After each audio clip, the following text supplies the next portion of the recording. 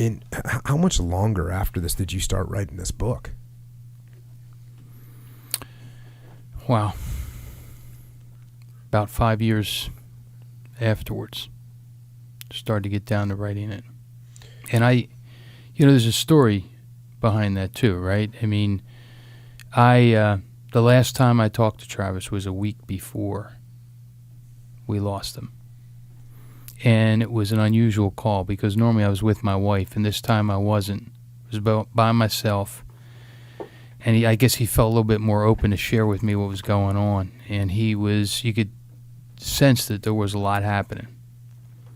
And he had a message for me. He kept sharing that. He said, "Dad, it's incredible what I'm seeing over here. It's incredible what these young Marines are doing, what I'm seeing every day. They're fighting in the streets. They're putting it all on the line. And I don't think the rest of the country knows what's going on." And he knew that because you go back to Camp Fallujah, turn on the TV and see what we were watching back here.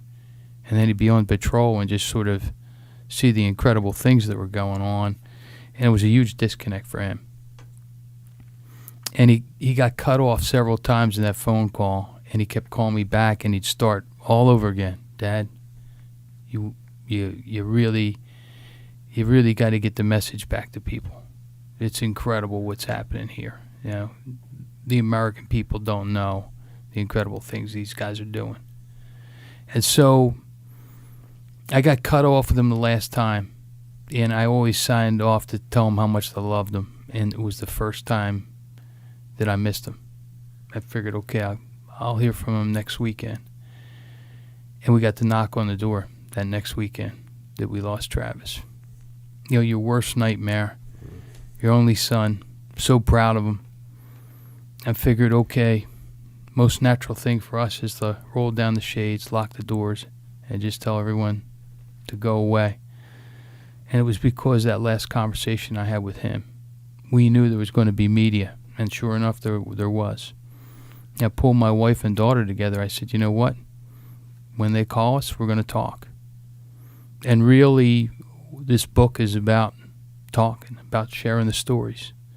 I've been on that mission since the last time I talked to Travis, and he gave me that mission to do this. And so I was pretty certain early on that I was going to do something. Initially, I thought, okay, I heard about Travis and his Marines in Fallujah and how they turned the tide. So maybe that would be the story. We could talk about how these brave Marines and work together with the Iraqis to make that happen.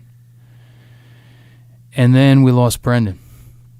You know, and I realized, maybe it's not that story. Maybe it's the bigger story of our Navy SEALs and our Marines and everyone that's putting on the uniform and the sacrifices they're making.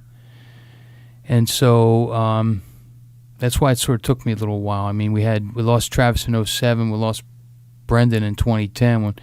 And I had just come back from doing some of the stuff over in Iraq. I started to think, well, maybe it's a different story.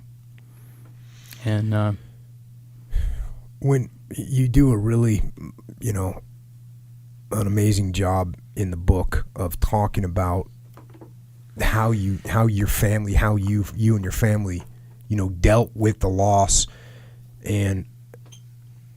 but is there anything that you find? I mean, did you find it to be sort of therapeutic to say, look, we have a new mission now. Our mission is to get the word out and tell this story and learn as much as we can about it and let other people know what's going on? I think it definitely helped, to know that we could do something with his loss, get out there, and if we could do something to bridge the gap between the country and our military and our guys and men and women serving in uniform, it certainly gave us something to get up every morning and have a reason. When we start thinking about his message, part of that, if not me, then who message, that goes back to that last conversation I had with him.